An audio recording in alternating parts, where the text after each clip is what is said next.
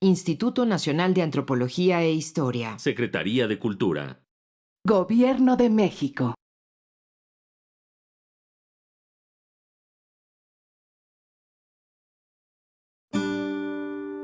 Su sustancia está hecha de evocación, recuerdo, rememoración y de lo que toma del porvenir. Porque es una parte fundamental de nuestra identidad. Somos nuestra memoria. El programa del INA que nos lleva de viva voz con los especialistas. Muy buenos días, esto es Radio INA. La Secretaría de Cultura y el Instituto Nacional de Antropología e Historia los invitan a acompañarnos en la emisión de la serie Somos Nuestra Memoria. Yo soy Salvador Rueda y en esta ocasión contamos con la presencia del antropólogo Carlos García Mora, que déjenme decirles, es un hombre al que yo admiro mucho y para mí es el ejemplo de lo que es un antropólogo, un etnólogo. Él es un antropólogo por todos los costados. Es investigador de la Dirección de Etnohistoria del Instituto Nacional de Antropología e Historia. El tema de hoy es una mirada y muchas palabras purépechológicas. Bienvenido, Carlos. Gracias. Déjenme comentarles algo a los que nos están escuchando. Yo conozco a Carlos probablemente desde los años 70. Por una razón, como todas las cosas que pasan en la vida, de recovecos en los caminos que vamos andando.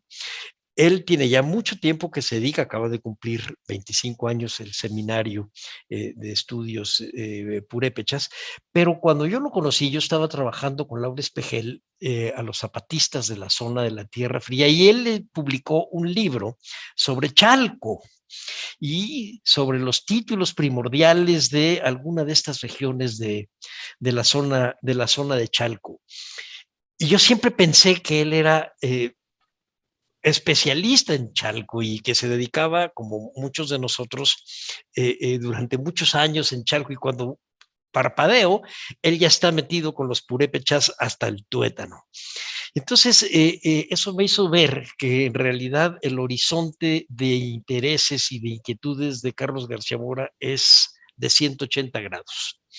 Y de eso es de lo que vamos a hablar. Vamos a hablar de todo lo que él ha acumulado y de todo este trabajo que significa ser un etnólogo, un etnohistoriador, un historiador, un antropólogo social, porque todo eso eres, Carlos. Lo mismo hablas de cine que de política, que de teoría antropológica, que de el homenaje a alguno de los antropólogos que se nos han adelantado, por ejemplo, este amigo común Luis Vázquez, en fin, tu horizonte es muy, muy amplio. Vamos a empezar entonces con lo primero. ¿Qué pasó con Chalco?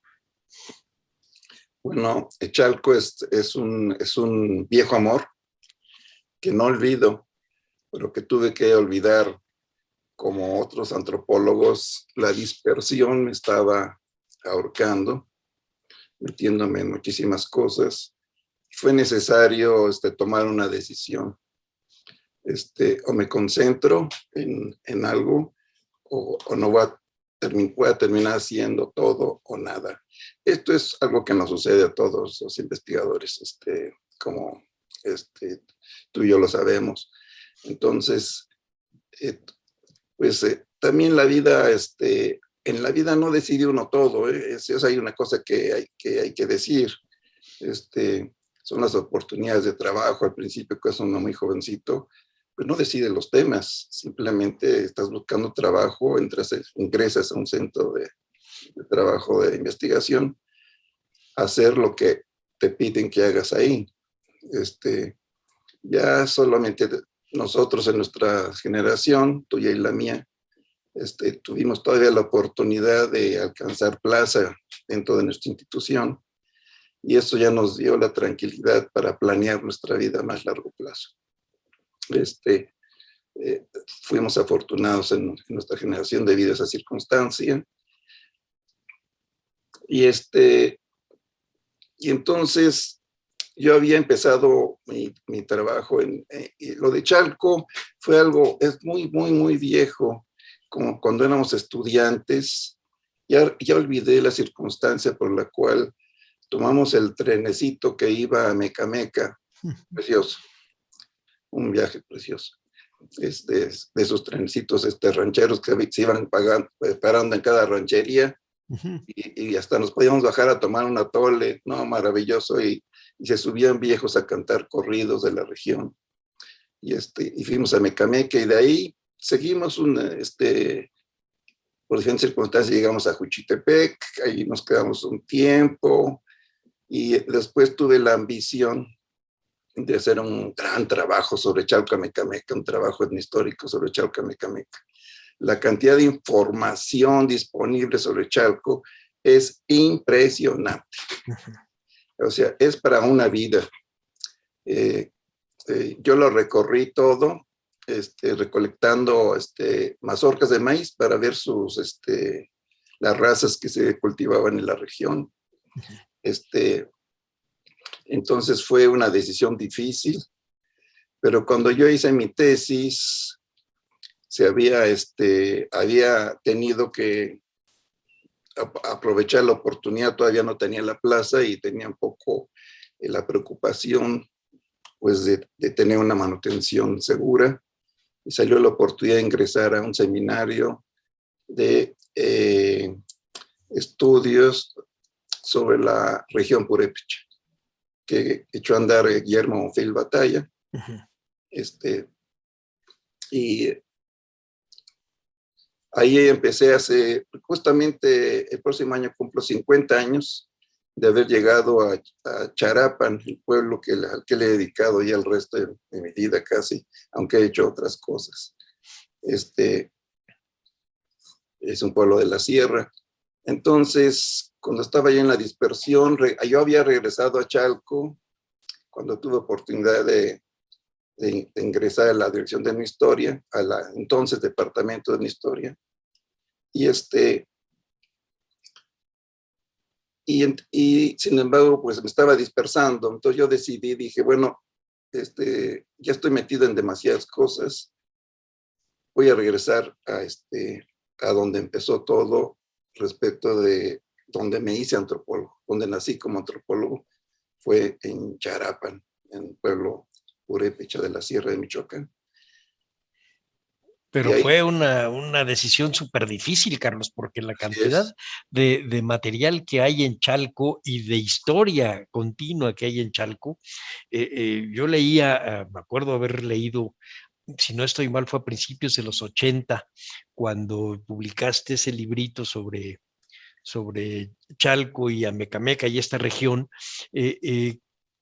publicaste o transcribiste los títulos primordiales, y yo decía, es que esta misma gente es la que está defendiendo estos papeles como zapatista, y son los que yo estudio. Estamos hablando de 3 siglos y medio de distancia. Toda esa memoria está ahí. Divorciarse de eso para regresar a Charapan, de verdad que debió haber sido muy difícil. Así es. Todavía conservo en mis gavetas el material que reuní, en fotocopias, en documentos. No, es una barbaridad. Doné los documentos que tenía, que Manuel Arredondo, que en paz descanse, ligado con Mario Colín del Estado de México, había mandado paleografiar todos los documentos desde el siglo XVI, toda la colonia, sobre Chalco-Mecameca, justamente. Sí. Bueno, todo el Estado de México, pero él me pasó todo lo que correspondía a Chalco-Mecameca. No pude en mi estudio albergar tanto material por el espacio que requería. Después, cuando regresé a Charapan, ya me di cuenta que ahí me iba a quedar. Doné ese material en la biblioteca, la dirección de mi historia, y se está procesando. Espero que esté disponible. Entonces tienes toda la razón. No, el material que hay, bueno, de archivo, de arqueología, si hay algún joven que quiera interesarse en esta región, tiene que saber que tiene que dedicarle su vida. Así, su vida completa. No, sí, y hay quien lo está haciendo, y Y creo que más bien no va a ser un joven, va a tener que ser un equipo, así como lo hicieron ustedes con la zona Purépecha, Así es. porque de otro modo la realidad los rebasa. Efectivamente es imposible que no tengas todos los intereses que tienes y de todos modos dedicarte solamente a un tema si no tienes colegas que estén trabajando contigo, que dialoguen contigo, que te hagan pensar que puedes en realidad recorrer el mundo, pero dedicarte mucho más al tema central.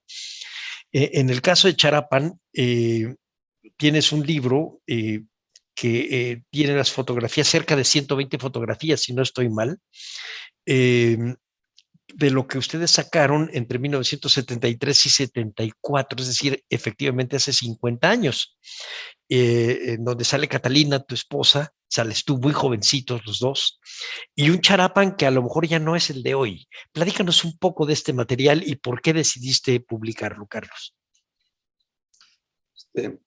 Bueno, cuando empezamos a hacer nuestras visitas en Charapan, me llevé yo una pequeña camarita, una Beiret, creo que era alemana, pero de la alemana, de la República Democrática Alemana, cual lo hacía muy, una camarita muy proletaria. Y con la mentalidad de aquella época, pues iba muy contento con mi camarita alemana. Y pues tomé unas cuantas fotografías, no recuerdo la cantidad, creo que no son tantas como las que dices, pero no estoy seguro, no te contradigo, no lo recuerdo bien a bien. Y tomé esas fotografías, entre otras cosas, que sobre todo el tiempo se nos fue. Iba con Catalina, efectivamente, ya éramos muy jovencitos, llegamos recién casados, estábamos recién casados, pero no teníamos, yo creo que, si acaso, un mes de casados. El tiempo lo dedicamos más bien a hacer entrevistas con los viejos. Tú lo sabes también, es una maravilla hablar con los viejos, sales alucinado de la información que te dan. Entonces la fotografía no fue del todo mi propósito, sino una cuestión marginal que apoyaba la investigación. También hice algunas muy poquitas grabaciones, una camarita, una grabadora muy rudimentaria. Y ahí se quedó ese material guardado. Tengo fichas todavía, una cantidad también bárbara de material sobre este pueblo. Y no comparable con lo de Chalco, ojalá hubiera sido así, pero de todas maneras sí, mucho material. Y me dediqué a otras cosas durante 5 años y muy alejado, aunque siempre mantenía yo mi interés. Y un día le dije a Catalina, ya aquí tenemos estas fotografías, cuando nos muramos, pues se van a desaparecer, ya son un testimonio histórico. Efectivamente, ese Charapan ya no existe, definitivamente es otra cosa. Pues conocimos un Charapan rural, todavía había hablantes del purépecha. Hoy en día ya es una pequeña ciudad muy urbanizada, tienen internet, tienen absolutamente todo, tienen cibers, en fin, tienen todos los servicios urbanos, las calles ya están pavimentadas. Es otro Charapan. Entonces, efectivamente fue un testimonio, tan es así que la gente, los charapanenses, se vieron realmente muy asombrados cuando pusimos una exposición ahí en Casa de Cultura y vieron la fotografía, vieron a sus hijos conocidos, su madre, su padre, que aparecen en algunas fotografías. Las niñas que eran las bailadoras ahí, las bailarinas, y que ahora ya han de haber sido mamás. No, ya, sí, totalmente, ya señoras grandes. Sí. Carlos, ¿cuánto tiempo hacían por ejemplo, de Uruapan o de Morelia, no sé cuál era su base, hacia Charapan? Sí, íbamos al principio a Uruapan y de ahí subíamos a la sierra. Después creo que llegábamos a Páscoro y de ahí subíamos. Mira, no recuerdo. Actualmente haces 1 hora a Uruapan, y otra, no, una hora de Pátzcuaro a Uruapan y otra hora de Uruapan a Charapan, pero ya hay carretera. Antes yo subía por terracería. ¿Y cuánto tiempo hacías? No lo recuerdo, la verdad, Salvador, no, hace tanto tiempo que no lo recuerda. Íbamos en camiones guajoloteros, así Sí. literal, levantando el polvo del camino. Es que ahí es a donde está el quid de la vocación del antropólogo, Carlos, porque ahora de Jiquilpan, que es de donde está la casa de ustedes, en la zona de la Ciénaga de Chapala, a Charapan quizás haces un par de horas. Mi suegra, que es de la zona de Tinguindín, decía que pues, una vez que salías de Tinguindín para irte a Pajacuarán o a la zona de la Ciénaga, nunca regresabas a Tinguindín. Es decir, los caminos eran imposibles. Una vez que salías de Charapan o de la zona purépecha hacia la Ciénaga, no regresabas. Era imposible. Eran veredas más que carreteras, y ahora eso está muy comunicado, y sin embargo el ojo del antropólogo hoy tiene que dar cuenta y testimoniar de cuál ha sido la evolución y de para dónde va la modernidad en estos lugares. Ahorita lo acabas de decir, ya no hay tantos hablantes de purépecha, cuando menos ahí. No, ya prácticamente ya está extinguida la lengua ahí. Unos cuantos viejos pueden decir, tener alguna plática, pero ya prácticamente está extinguida ya.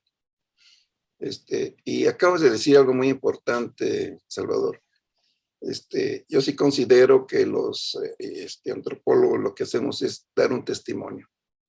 En nuestras investigaciones, cuando los damos a conocer en un libro, lo que estamos dando a conocer es nuestro testimonio, sea en el campo, lo que vimos en el campo, como lo que encontramos en los archivos. Creo que también el historiador también lo que hace es dar un testimonio de lo que encontró en los documentos. Entonces, y los antropólogos hacemos las dos cosas, hacemos archivo, hacemos historia y también hacemos propiamente etnografía, ¿no? Entonces, justamente por eso decidimos dar a conocer esas fotografías. No son fotografías artísticas, de ninguna manera, no es pero la fotografía antropológica lo que tiene es que es una serie de fotos. No son fotos individuales, sino lo que importa es la serie, que además va acompañada de textos. Eso hace la diferencia con la fotografía estética, que mis respetos, como hay fotografías increíbles. Sí, además ustedes organizaron la serie fotográfica de tal manera que permite una lectura rápida, incluso para los que no somos pues tan inclinados a ver libros de fotografías. Está la ciudad del campo, las calles, las personas, los talleres.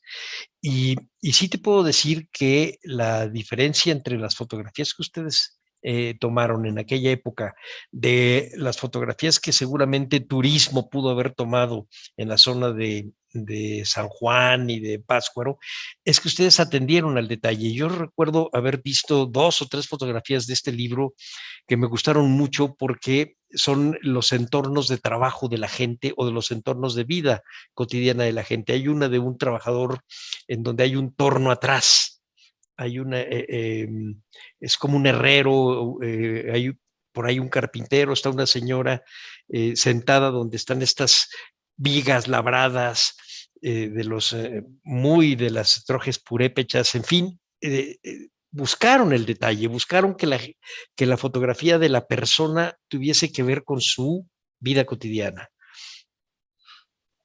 Pues sí, el ojo del etnógrafo, eso es lo que está buscando precisamente, mostrar a la gente su entorno, y absolutamente algo que nos faltó fue la agricultura, la siembra del maíz y todo el proceso, el ciclo agrícola.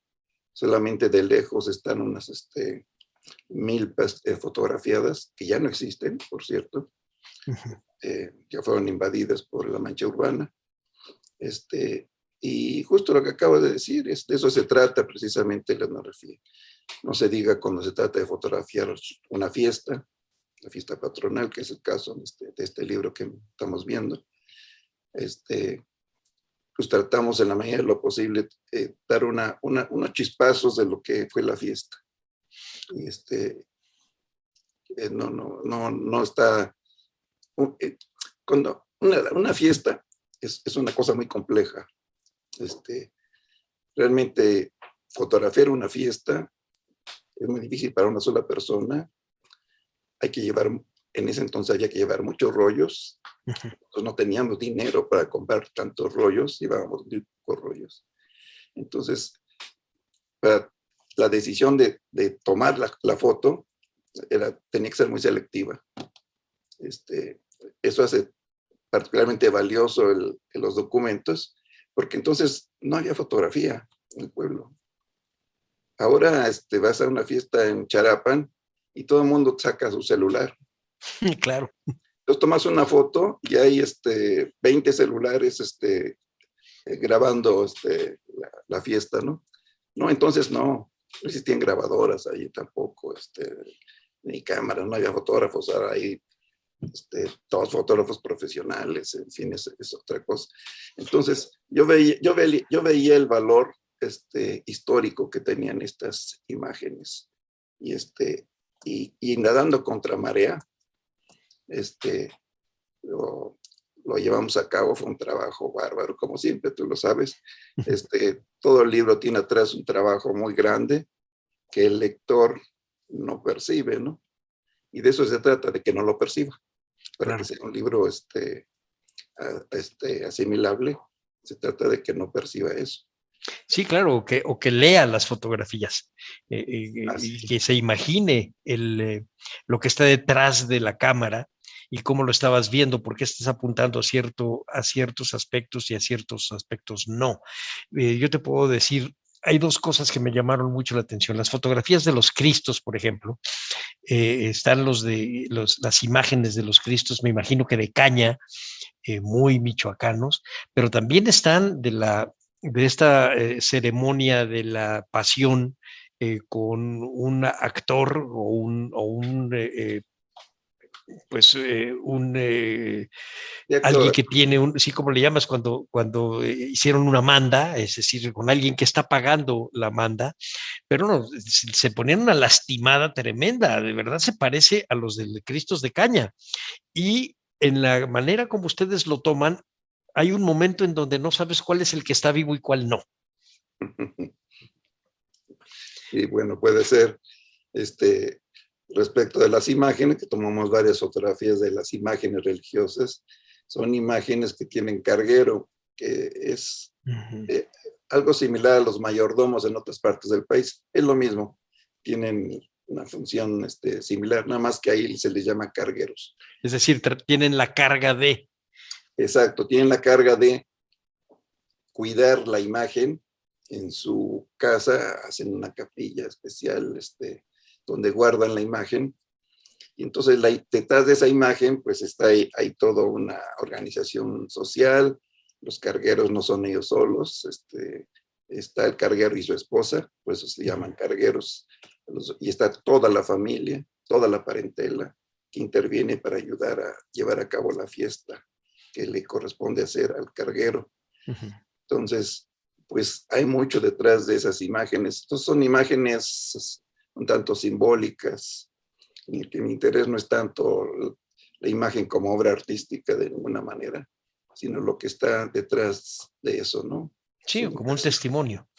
Y fíjate que pues a los que vivimos en Michoacán sí nos va a llamar la atención algo. Tienes que imaginar los cohetes, tienes que imaginar la música, tienes que imaginar las voces, los pasos. Las fiestas en Michoacán son muy sonoras. Hablo de las fiestas religiosas, son muy sonoras.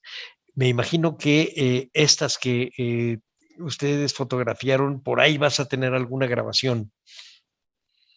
No propiamente de la fiesta, pero sí de la música. Esa es una cosa con la que nos encontramos. Los pueblos purépechas tienen la música en las venas. A mí no me interesa, yo llevaba otro interés. Lo que me interesaba era la organización religiosa popular. Pero la música saltó y saltó. Fue inevitable eludirla. Además, a mí me gusta la música. Y la música purépecha, pues me enamoré de ella desde que la conocí. Entonces literalmente me arrastraron a ensayos. Y no recuerdo si yo pedí o ellos de plano me pidieron que les grabara. Y después les llevé un disco de acetato que logré encontrar un lugar donde podía yo pasar de la cinta al acetato y se lo llevé. Ahora ya no hay quien lo pueda escuchar, pues ya no hay tocadiscos. Habrá que hacer una nueva versión. Entonces, fue esa la música que conocí. Las pirecuas, la música instrumental, y fue una experiencia muy interesante, muy agradable, iba a decir muy padre, pero suena poco académico, pero esa es la característica de esa experiencia. No tengo grabaciones de la música de las bandas durante la fiesta. Eso no se me ocurrió hacer. Pero sí tienes en tus archivos algunos de los apuntes sobre cómo eran estos rituales religiosos y sobre lo que estabas escuchando.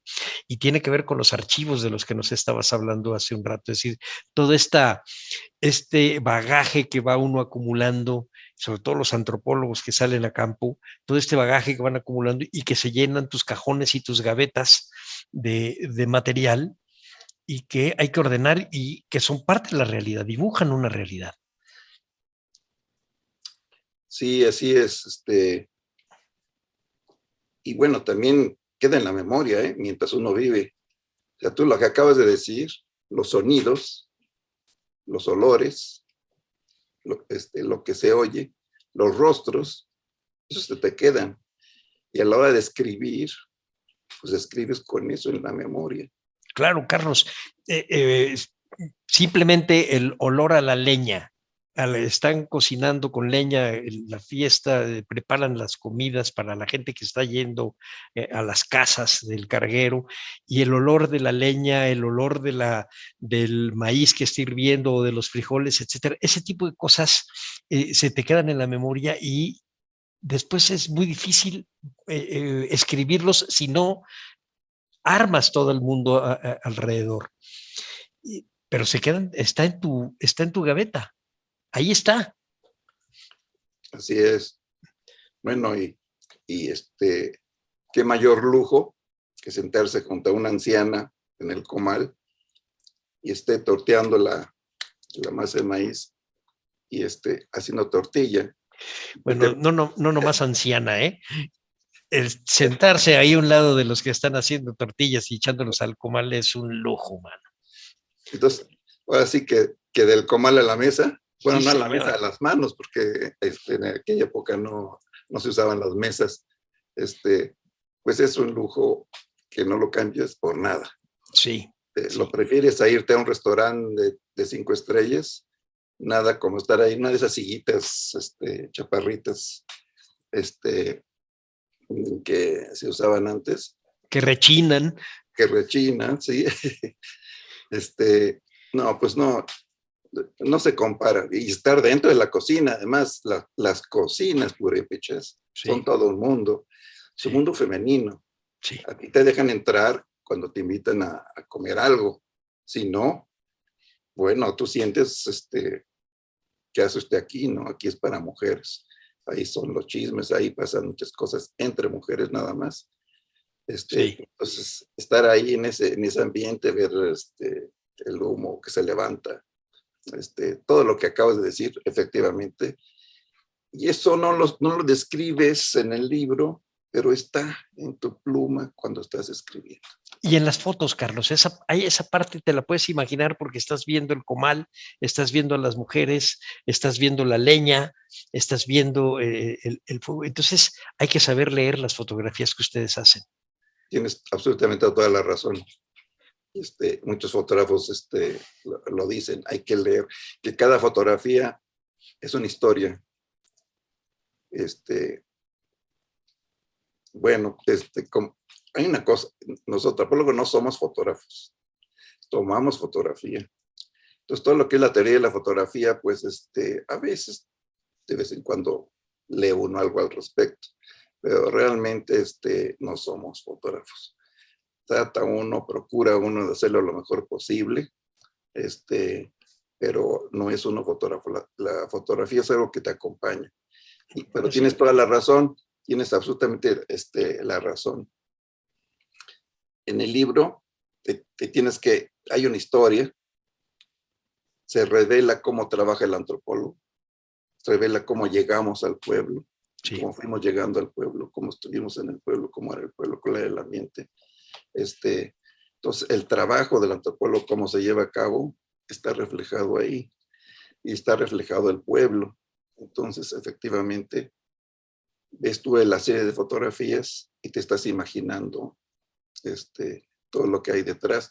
Te imaginas las fotos en movimiento. Sí. Sí. Además, no dije, pero, o no sé si ya lo mencionamos, pero son fotos en blanco y negro. Es decir, que tu camarita tomaba los registros de luz en distintos grises, lo cual, aunque no sean fotos estéticas, las hace muy bellas. Bueno, sí, creo que la mayoría de las fotografías fueron tomadas directamente en rollos para blanco y negro.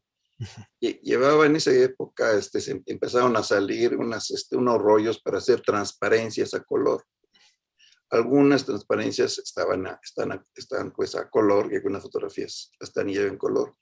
Pero tomé la decisión de transformar todo en blanco y negro. Para el libro. Y para darle una uniformidad al libro y para mostrar que estas fotografías son del pasado, ¿no? Dar ese aire de vejez. Una pátina. Sí. Permíteme hacer un paréntesis, Carlos, para recordarle a nuestro auditorio que estamos hablando de una mirada antropológica y muchas palabras purépechológicas con la presencia del antropólogo Carlos García Mora, especialista en la zona purépecha de la montaña de la meseta purépecha, en Charapan en particular, aunque el seminario al que perteneces en realidad hace trabajos mucho más amplios a toda la zona. Platícanos ahora un poco cómo pasó de tu trabajo con Catalina en Charapan a hacer un seminario.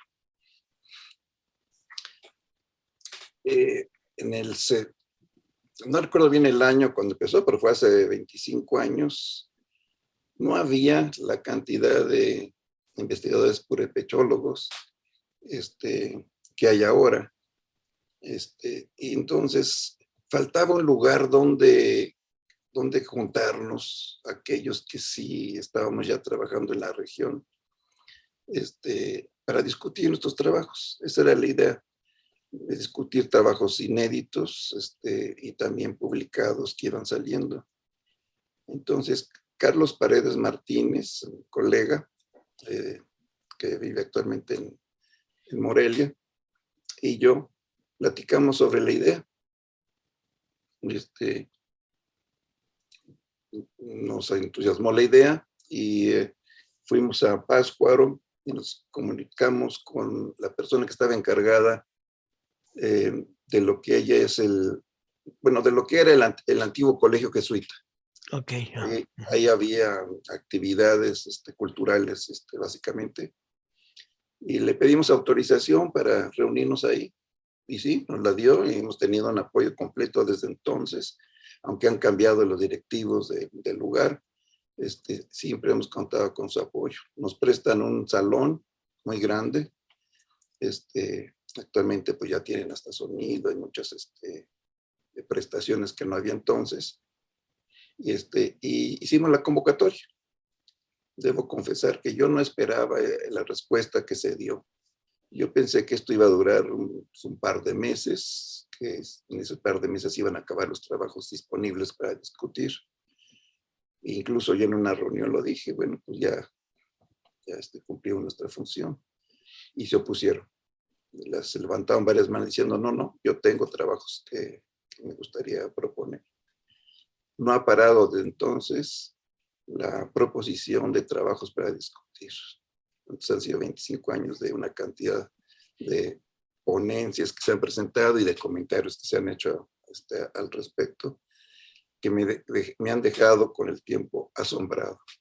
Otra cosa es que los participantes, que primero eran más que todo, venían de Chilangotlán, fueron siendo cada vez más michoacanos y más purépechas, que también hay ya en la actualidad ya hay investigadores purépechas trabajando en el Colegio de Michoacán.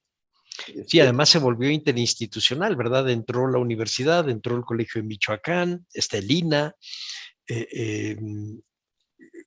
Vi en alguna de las sesiones de su seminario que llegaba gente, pues más bien como de casas de la cultura, etcétera. O sea, se ha vuelto realmente un foco de atracción para dialogar sobre la cultura purépecha, no solo para hablar de las fiestas tradicionales, sino de la lengua, de la política, de movimientos agrarios. ¿Ha pasado con ustedes pues una evolución y un ejército de nombres hoy famosos, Carlos? Sí, así es. Y desde un principio esa fue la intención. No era ninguna institución en particular, ni la mía, ni la de mi colega Carlos Paredes, sino que se abrió y entonces ha habido gente de muchas instituciones, han venido a Estados Unidos. Y como también empezó a decir, ellos han estado pagando sus gastos para trasladarse a Pátzcuaro.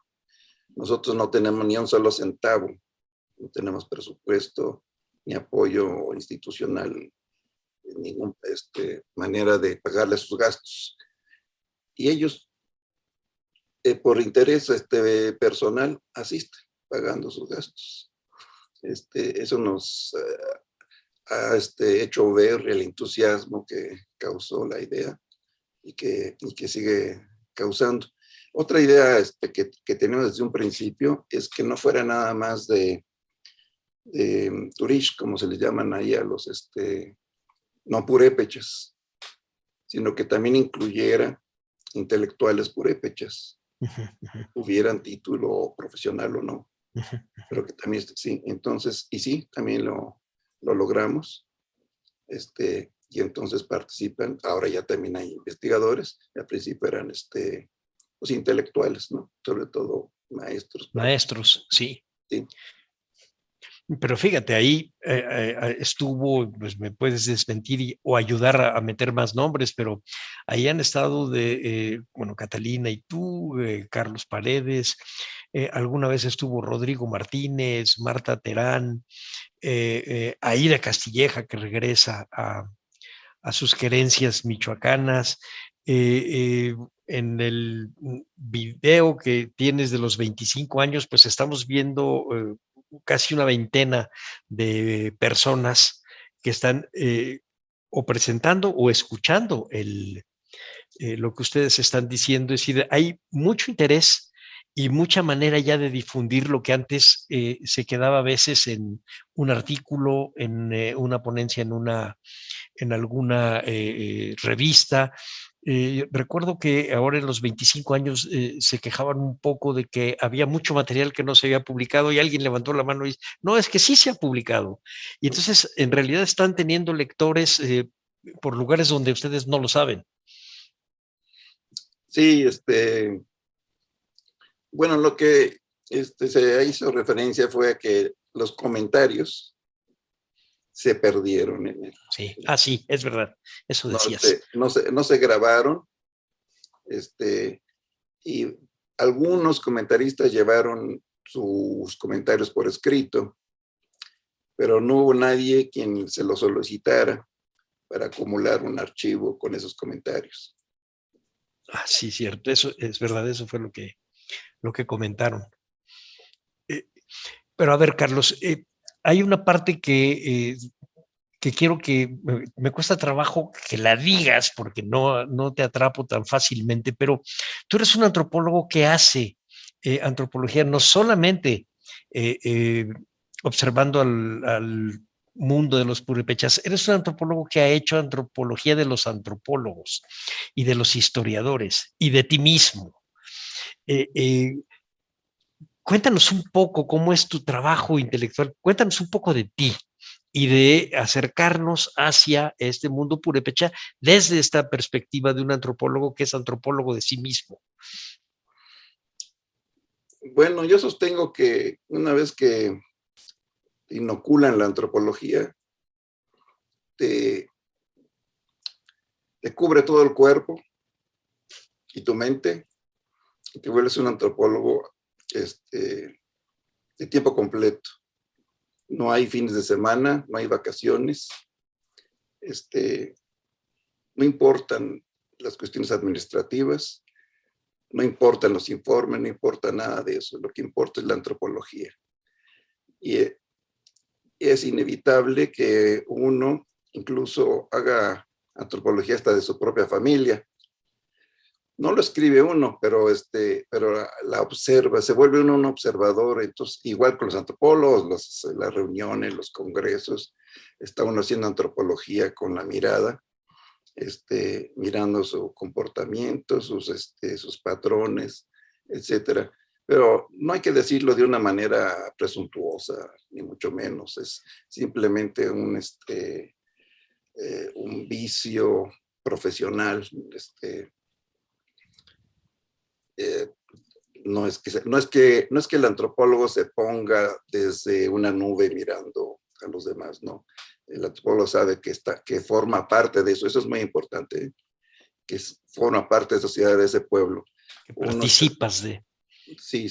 Uno sabe que está estudiando a su pueblo y que uno pertenece a ese pueblo, en una clase social, en una afiliación étnica. Uno tiene su... bueno, por eso lo que tú dices, ¿no? El antropólogo pues se mira a sí mismo porque quiere ubicarse, ¿no? Ante esa cosa, esa realidad social que tiene. Entonces se pregunta, bueno, empieza a ver el color de su piel, empieza a ver la clase social a la que pertenece, y pues tratar de ubicarse, ¿no? Pero eso también le ayuda a ver a los demás. Empieza uno a darse cuenta que en México hay racismo, que en México hay división de étnicas, que los que se llamaban, o algunos todavía se atreven a hablar de blancos y de morenos, efectivamente es algo que existe, ¿no? Alguna vez con un colega en un restaurante en San Angelín, así de restaurantes un tanto elegantes, le dije, ¿ya viste, colega, que aquí los únicos morenos son los meseros y todas las demás gente es blanca, en diferentes blancos y güereses diferentes.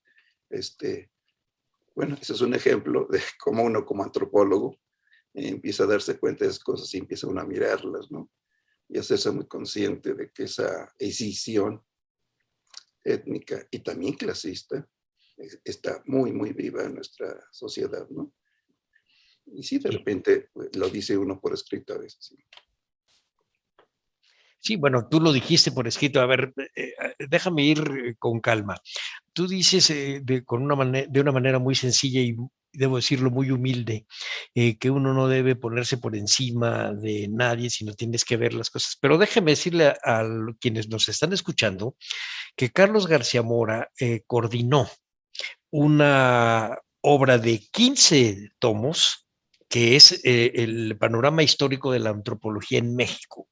No es cualquier antropólogo, es un antropólogo que se ha metido en la historia de su institución y se ha metido en la historia de su profesión y lo ha hecho de una manera, además de muy crítica, de una manera muy objetiva. Déjame decirte que cuando se hizo el libro de 80 años del Instituto Nacional de Antropología e Historia, a mí me tocó hacer la parte de la investigación y tu trabajo para mí fue fundamental. Es decir, si no hubiera existido eso, no hubiera podido escribir las 20 páginas que nos habían encargado hacer. Si me hiciste el trabajo. También hiciste, hace muchos años tú me regalaste un libro sobre una suerte de autobiografía de cómo llegaste desde siendo un muchacho en una colonia en la Ciudad de México a ser antropólogo. Lo recuerdo así como entre sueños, pero me acuerdo que me gustó muchísimo la manera como lo hiciste y que yo creo que deberías de hacerlo un poco más extensivo, es decir, necesitamos la voz de los antropólogos, los necesitamos para saber la realidad que estamos viviendo, la meseta purépecha que ustedes vieron hace casi 50 años, el año que entra cumplirá 50 años, no es la misma de ahora. Hay muchos ingredientes que están metidos y que han cambiado, han hecho, además de que desaparezca buena parte del diálogo en purépecha, que quede como un resabio solamente el purépecha de Charapan, por ejemplo, las variantes de Charapan. Hay zonas que están tomadas por la delincuencia, pero también hay zonas que son de ustedes o de las gentes del pueblo que se defiende a sí misma. Es decir, estamos viendo una sociedad que está en movimiento. Nosotros nada más nos quejamos y vemos la parte política, pero en realidad lo que estamos viendo es una sociedad en constante evolución y revolución. Y eso solamente ustedes, Carlos, lo pueden ver. O sea, el que ha sido capaz de verse a sí mismo y a la historia de la antropología es capaz de ver esta otra cosa. Y eso es lo que hace que yo te pida que hagas un libro más con las fotografías de 1974 para acá y que sí nos permitas escuchar todo lo que ustedes grabaron. Te estoy picando la cresta porque creo que tienes que dar mucho. Bueno, eso está en los planes futuros. Ya hay algunas cosas que yo sé que ya no voy a poder hacer. Todo ese material de Chalco ya no voy a poderlo hacer. Compañeros míos de generación, de mi edad, ya murieron algunos. Entonces, para ser realista, uno tiene que darse cuenta, cualquier investigador, cuáles son sus límites. Entonces, eso desgraciadamente me tuvo que despedir. Pero respecto de los estudios purépechas, efectivamente tengo planeado que esas grabaciones sacarlas en un disco.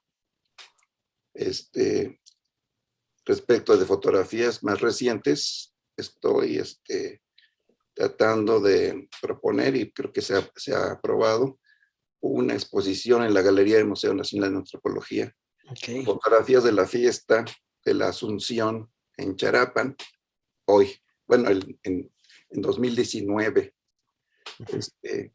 Entonces, el material fotográfico nuevo que tengo, sí, también lo estoy tratando de sacar.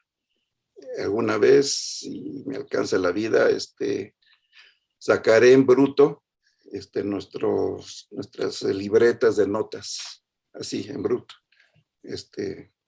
Bueno, editándolas, por supuesto. Y así, a ver hasta dónde llego. Pero no las edites, digitalicen. Deja que los lectores hagamos el trabajo.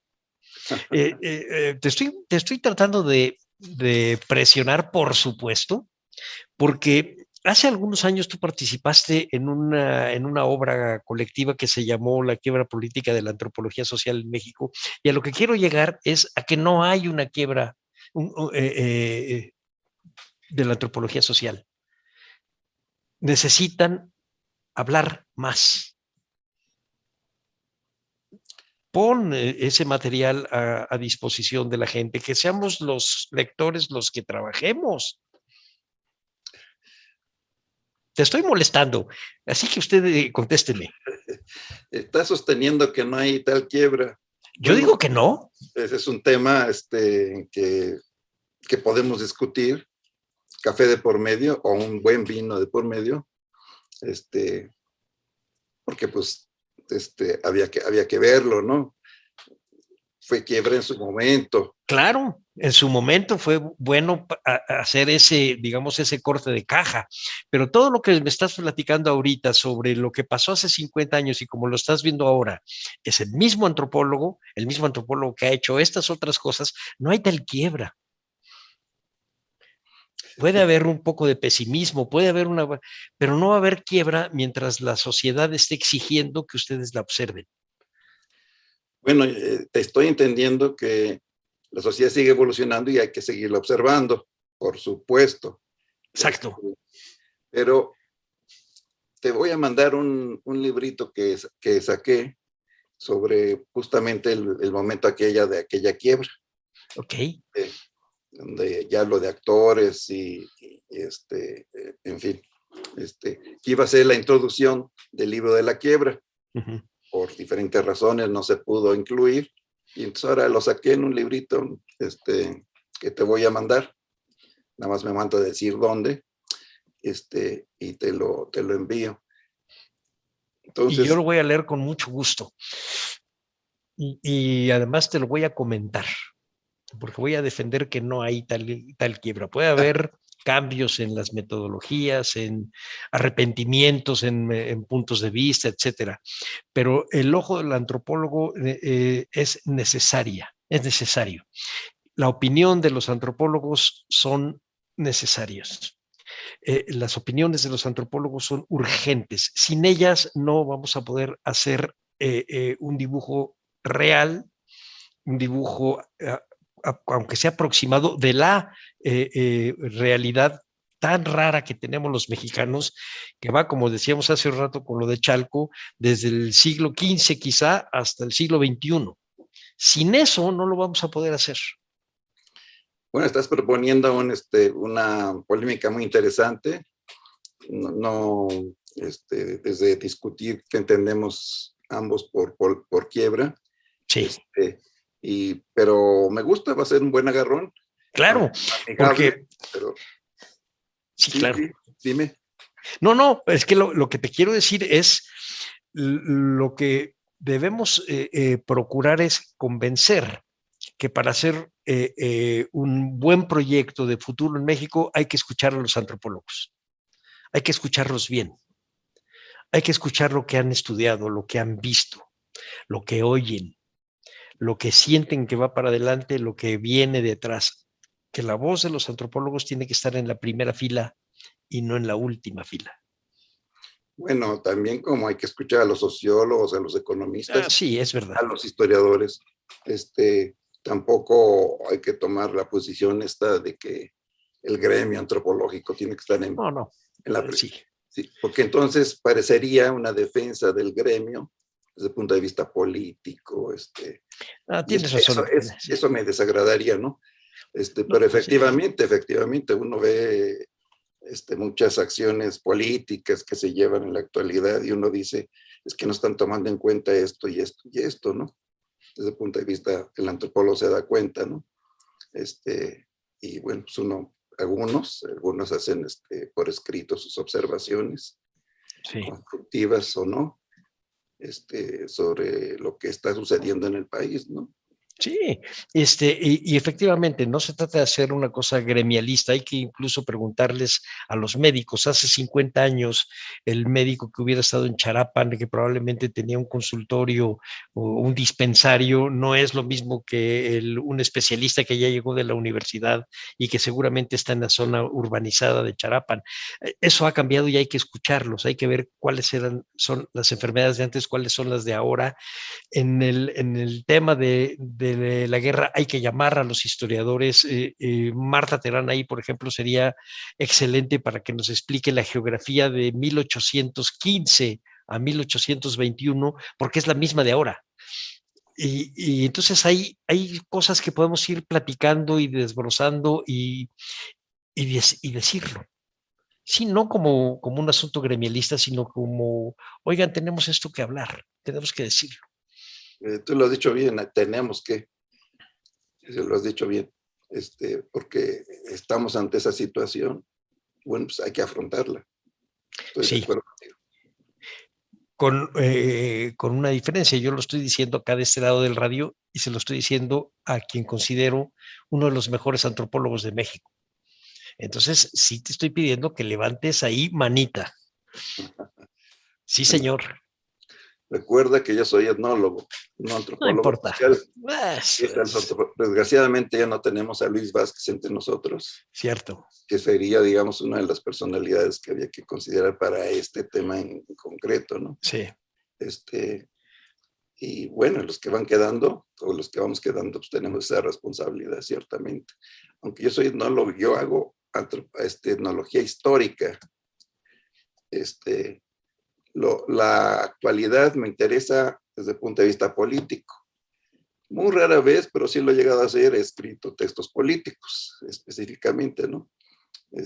Porque los antropólogos no estamos exentos de la realidad política del país y, bueno, hay que opinar, ¿no? Pero lo hacemos más como ciudadanos, pienso yo.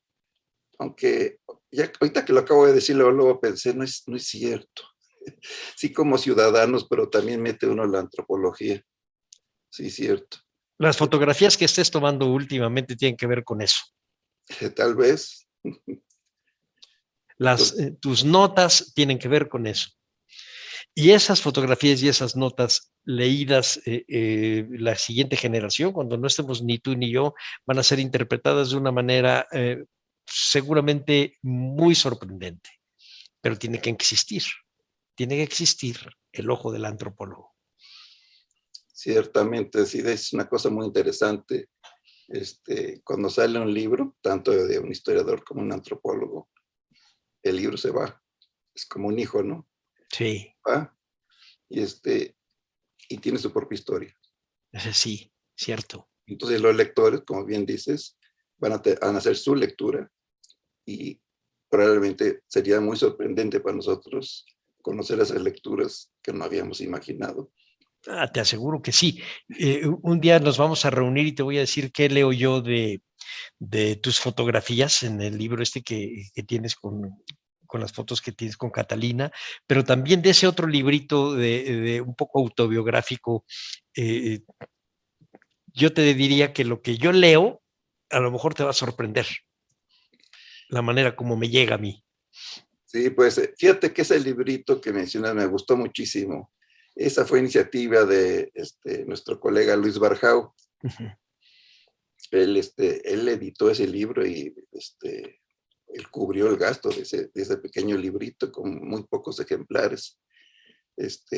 Y lo que nos invitó Luis, cuando fue director de la Dirección de Historia, es que habláramos de nuestro trabajo. Justamente a mí se me ocurrió decir, bueno, voy a hablar de cómo me hice antropólogo, ¿no? Y las cosas que yo viví, y incluí incluso un disco. Cierto.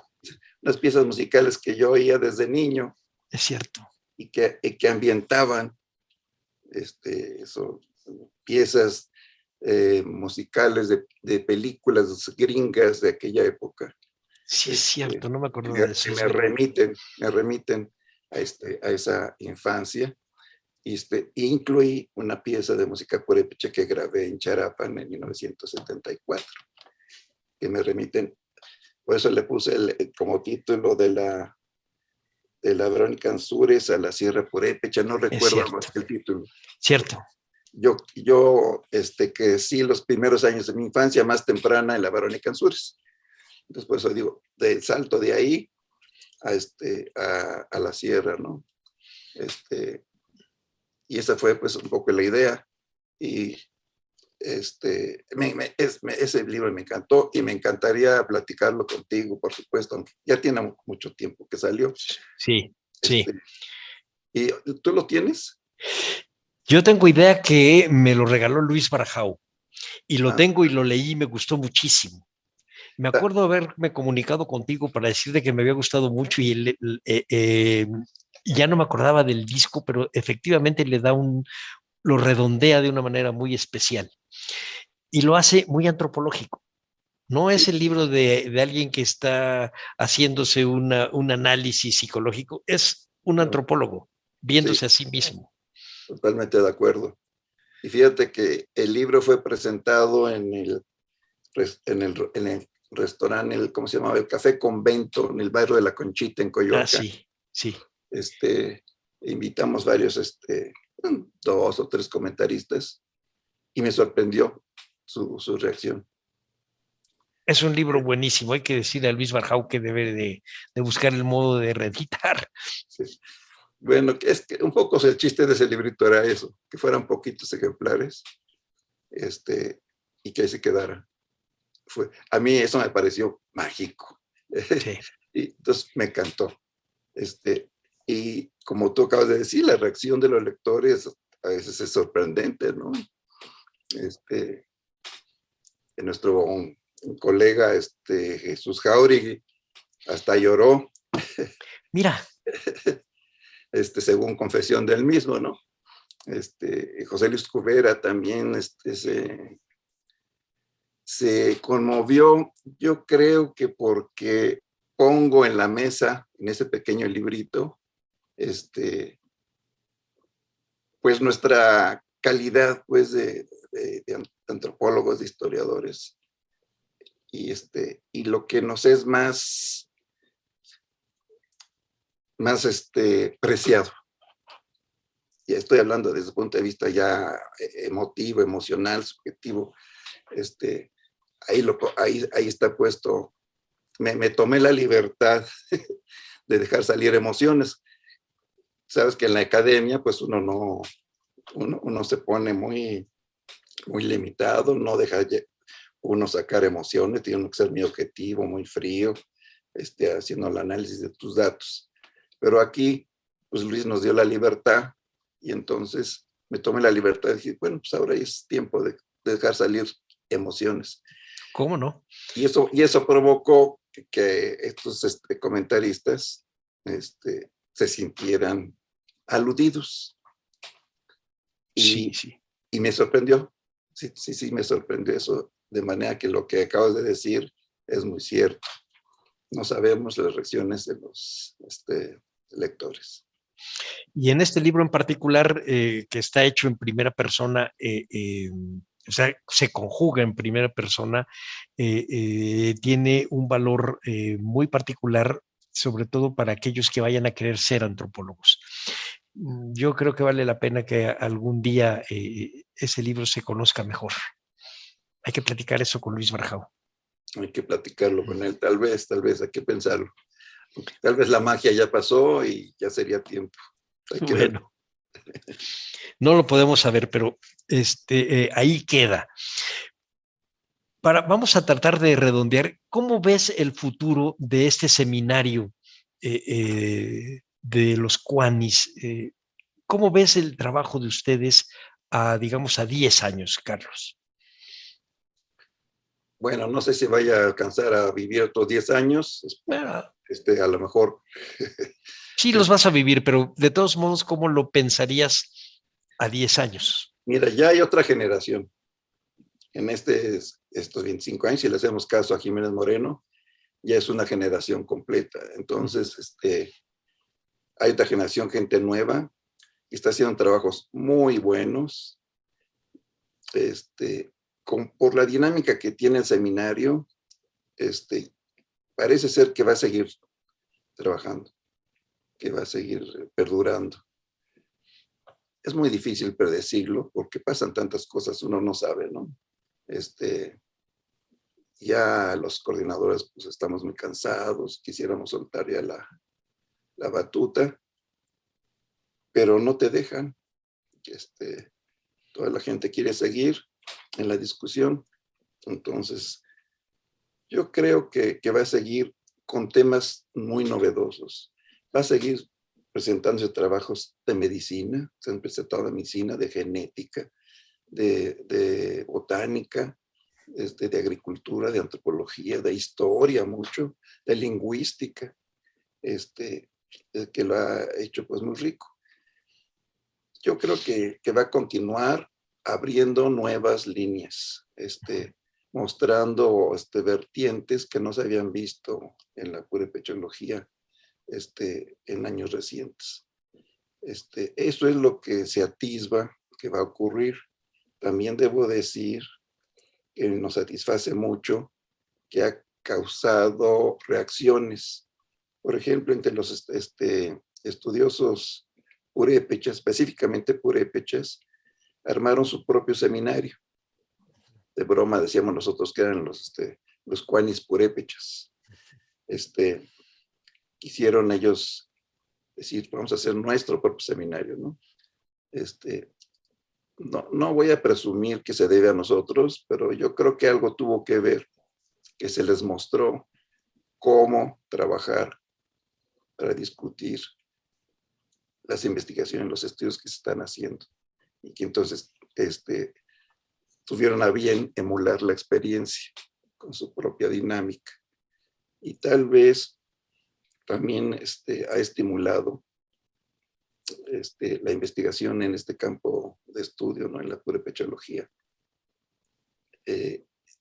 Ahorita ya se puede decir que hay toda una corriente en Michoacán de este tipo de estudios.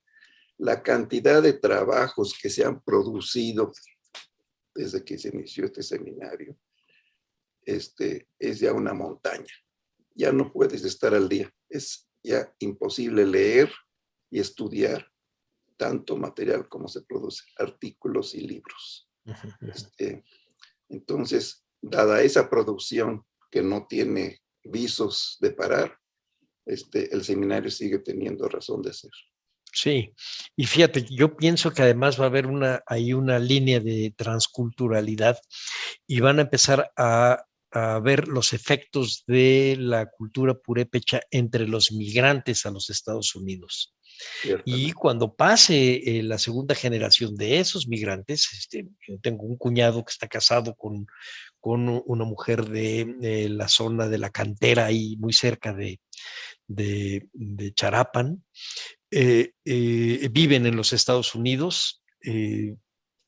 Esta transculturalidad y esto que va a pasar allá va a ser parte de este mundo purépecha que se extendió.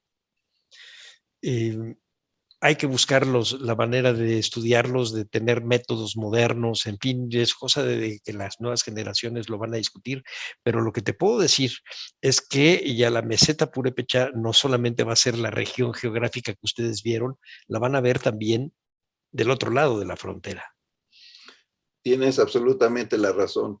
La diáspora purépecha está ya en varias ciudades de los Estados Unidos, en Chicago, de broma, en Charapan, hablan de un charapita, Chicago, y están en varias ciudades de Estados Unidos, pero también de México, Monterrey, Guadalajara, Morelia, Zamora. Hecho, entonces, sí, la región purépecha, el área purépecha, el purecherio, la tierra de los purépechas, está ya más allá del núcleo michoacano. Tienes toda la razón. Si hay que hacer un estudio sobre eso, hay que incluir también a la diáspora. Lo que se me está ocurriendo cuando te oigo es, si no ocurrirá en la diáspora, que ellos también hagan sus seminarios. Claro. Y la semilla fueron ustedes, lo cual los hace exitosos. Ojalá y sí se produzca eso. Porque eso ya le ampliaría más el mundo académico purépechológico a otros. Había investigadores estadounidenses que ya han hecho investigación en Estados Unidos, ciertamente, pero nosotros participamos del esfuerzo por nacionalizar los estudios purépechas y también michoacanizar estudios purépechas, porque los estadounidenses habían acaparado en los años 40, todavía 50 y algo de los 60, habían acaparado ese campo al grado de que ellos eran la voz de autoridad en este campo. Y contribuimos un poco a nacionalizar. No, aquí en México también podemos hacerlo y puede ser también o mejor que ellos. Y ahora es al revés. Nosotros consultábamos antes a ellos, tratamos de conseguir sus trabajos, muy buenos algunos, Ahora es al revés, ellos tienen que consultar los trabajos que hacen los mexicanos. Y eso los hace académicamente muy sólidos. Pero además, y hay algo que no nos has contado, pero que seguramente ahí está, no solo se ha nacionalizado, se ha ciudadanizado. Y es a donde digo yo que tienen que escucharse la voz de las palabras de los antropólogos. No quedan, aunque uno lo quisiera, no quedan solamente en el ámbito académico, sino que se escuchan para abajo y tiene repercusiones. Hay que hacer que tenga más. Sí, ciertamente, sobre todo a través de la prensa, Sí. aunque ya también el radio allá está muy difundido. El radio allá no nada más son ondas sonoras, también se transmite por el Facebook, Por Facebook, sí. por el YouTube. Bueno, como ahorita Radio INA, pues se transmite también por YouTube, ¿no? Y eso ha hecho lo que tú dices, que salga del mundo académico de manera masiva. Está ocurriendo, sí, está ocurriendo. Pues ya solamente me queda pedirte que nos des una pequeña bibliografía para que la gente que no conocemos del trabajo que ustedes han hecho, una pequeña bibliografía para podernos aproximar a las palabras purépechológicas, al trabajo que ustedes han hecho, Carlos. Bueno, de los participantes en este seminario, puedo mencionar un trabajo espléndido de Felipe Castro, pero su título te lo voy a quedar a deber, que es un trabajo de archivo espléndido, donde hace da una visión de la tierra purépecha en el siglo XVII. Como sabes, estudiar el XVII no es nada fácil. La documentación, la escritura del XVII es de dolor de cabeza, para leer documentos del siglo XVII, y no son tan abundantes como en el XVIII. Sí. Otro trabajo que mencionaría fue de Carlos Paredes, también voy a quedar a deber. Tienen el título la palabra campanas, creo, pero no lo recuerdo. Mi memoria ya a estas alturas es muy mala. Carlos Paredes da una visión global.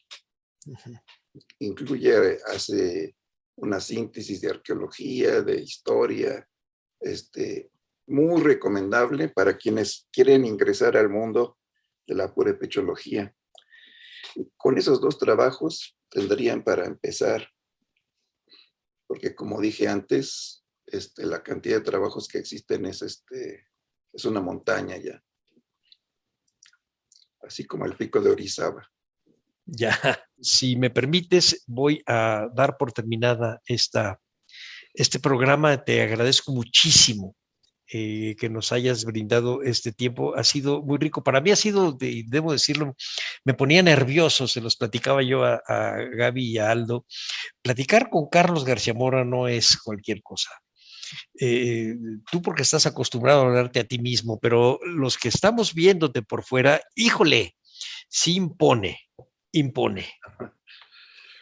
Así que sí te agradezco la paciencia y te agradezco que nos hayas dado esta entrevista y vamos entonces a darle el cierre oficial al programa.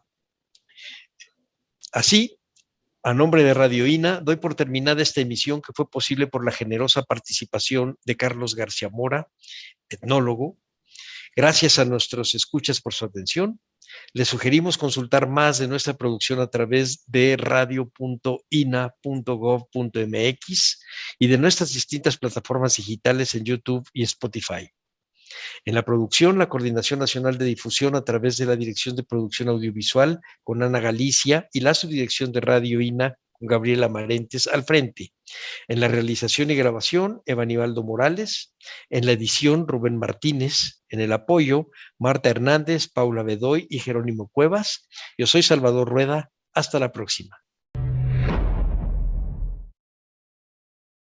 Las opiniones y comentarios aquí expresados son de entera responsabilidad de quienes proporcionan la información y no representan necesariamente las opiniones de Radio INA ni comprometen el pensamiento editorial del Instituto Nacional de Antropología e Historia. Instituto Nacional de Antropología e Historia. Secretaría de Cultura. Gobierno de México.